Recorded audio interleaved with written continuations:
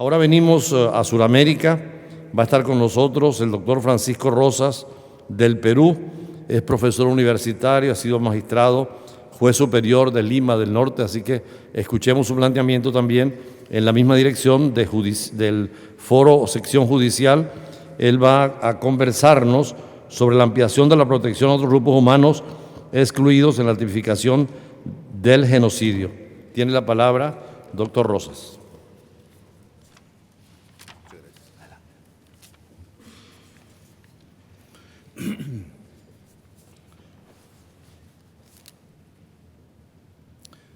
Bien, doctor William Soto Santiago, embajador mundial de activistas por la paz, dignos representantes de todos los países de Sudamérica, del Caribe y de algunas partes del mundo.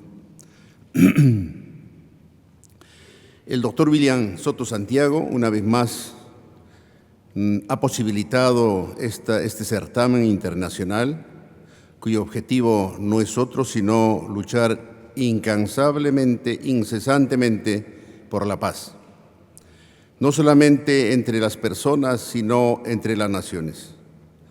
Y esta vez ha propuesto como primer tema el desarrollo de la justicia penal internacional y el rol que desempeña en la construcción de la paz. Hemos escuchado las experiencias de administración o de impartición de justicia en el tema que me ha antecedido, el tema de Guatemala. Por cierto, muy interesante. Y también lo mismo la exposición desarrollada por el doctor William Soto Santiago, que por cierto han estado muy atentos y muy despiertos. Ahora me toca a mí hacerlos dormir un poquito. Bien, considero de que el tema de tratar el genocidio como tipo penal es importante en estos tiempos donde las sociedades y los grupos humanos son amenazados por el exceso de poder y por falta de una conciencia de pacifismo en los gobernantes o en los grupos que tienen poder en determinados sectores sociales del mundo.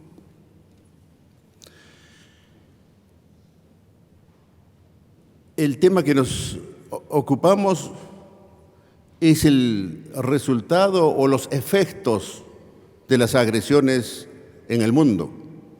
Es decir, estamos tratando de castigar, de juzgar a aquellas personas o aquellos gobernantes o aquellos grupos que detentaron el poder de las agresiones contra la humanidad, del exterminio y otros aspectos que el Estatuto de Roma lo ha catalogado como tipo penal, que se ha positivizado. Pero fundamentalmente, estas reuniones que el doctor Soto propugna debe ser de prevención para que nunca más ocurra en el mundo hechos como los que hemos constatado en el pasado. Hablar de genocidio también nos invita, como decía el presidente de la Corte Suprema de Chile, a hablar de los derechos fundamentales. El delito de genocidio, considerado delito internacional por el Estatuto de Roma, es de competencia de la Corte Penal Internacional.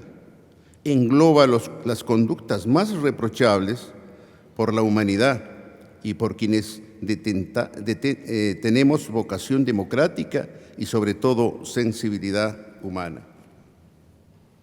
El respeto a los derechos humanos y los derechos fundamentales creo que es en esencia lo que podemos hacer para convencer a las personas de diferentes idiomas, razas y religiones para una convivencia pacífica, no solo entre las personas, como dije, sino también entre las naciones del mundo.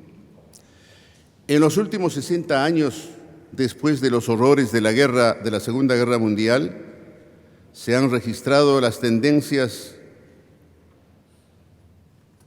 para desarrollar crecientemente la teoría de los derechos humanos y, como consecuencia de un orden internacional, el derecho internacional positivo a través de los tratados internacionales y la jurisdicción internacional que consolida la existencia de los derechos fundamentales protegidos.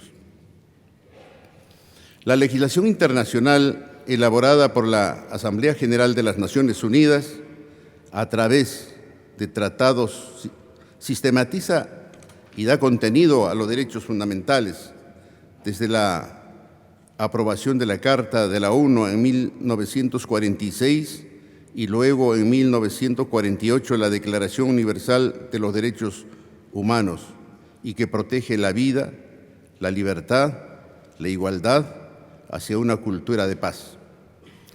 Esta tarea de positivización de los derechos humanos ha posibilitado la creación de la jurisdicción internacional. Si bien tenemos un marco jurídico de protección de los derechos fundamentales y una jurisdicción internacional, en ella se ven los casos consumados en todo o en parte, pero poco se implementan acciones de prevención, que es tan importante como el primero, por lo que considero insoslayable el concurso de organismos públicos y privados, y el ejemplo más patético son las jornadas de paz que implementa y lidera el doctor Soto. Bajo ese liderazgo es encomiable que se dirija a neutralizar atentados contra la humanidad, como las que ocurrieron en el pasado, pero lo más trascendente es que pretende sensibilizar la conciencia humana para forjar una cultura de paz y desarrollo sostenible. El genocidio, aquel término acuñado por el jurista polaco Raphael Lemkin, ha logrado penalizar y positivizar como delito en el derecho penal internacional aquellas acciones de destrucción masiva de una nación o grupos étnicos cuyo propósito es la desintegración de su organización social y su cultura, y para ello su objetivo es la destrucción del grupo humano. La definición de genocidio indudablemente es una tarea compleja. Los actos de genocidio, conspiración para cometer el genocidio, incitación directa y pública para cometer el genocidio, tentativa de genocidio y otros aspectos que nos ocupa el tema. Ahora bien, la ampliación de la protección de otros grupos humanos excluidos de la tipificación del genocidio es el tema que nos ha encomendado. En realidad, el Estatuto de Roma, al tipificar el delito de genocidio, engloba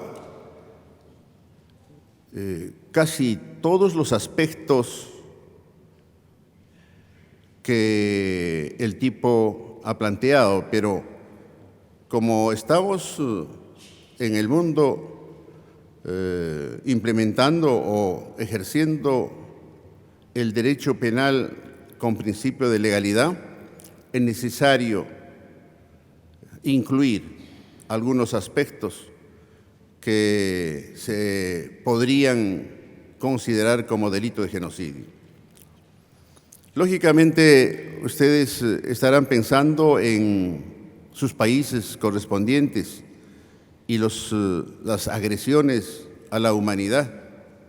Yo también hago lo mismo cuando en la década del 90 se hizo como política de Estado las esterilizaciones de más de 300.000 mujeres contra su voluntad, mujeres de extracción campesina que fueron agredidas en su personalidad y en cuanto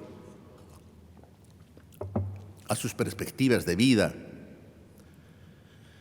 Igual ocurre con algunos pueblos nativos de la sierra y la selva del Perú que son amenazadas por las políticas y por quienes detentan el poder, y grupos que no estando en el poder tienen poder económico.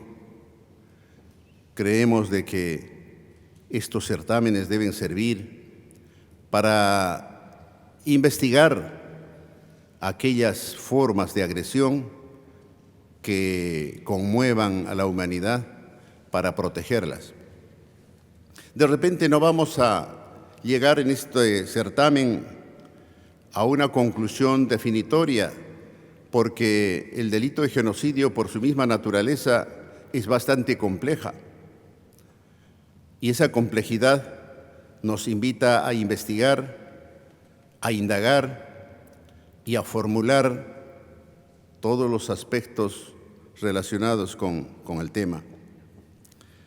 El doctor Soto, en una de sus intervenciones, dijo que estas jornadas no queden simplemente en discursos, en certámenes, o en discursos o en palabras que nosotros estamos expresando, sino vayamos a la acción.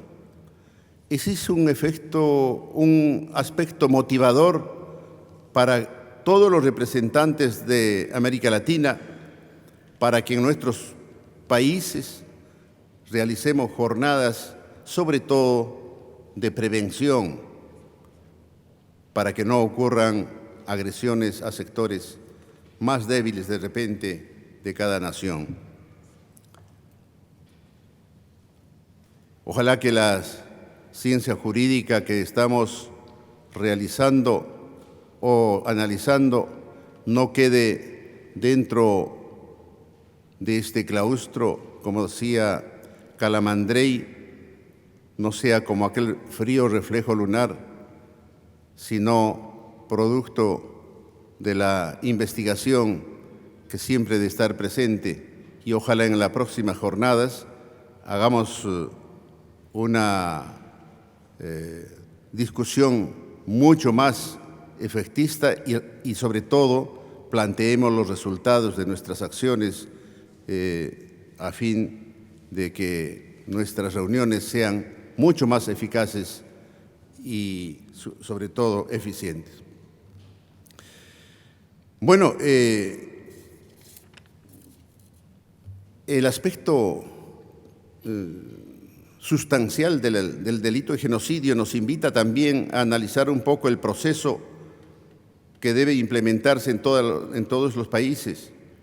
Hay procesos que demoran demasiado, procesos que demoran años, y considero, es una también agresión al debido proceso, una vulneración del debido proceso.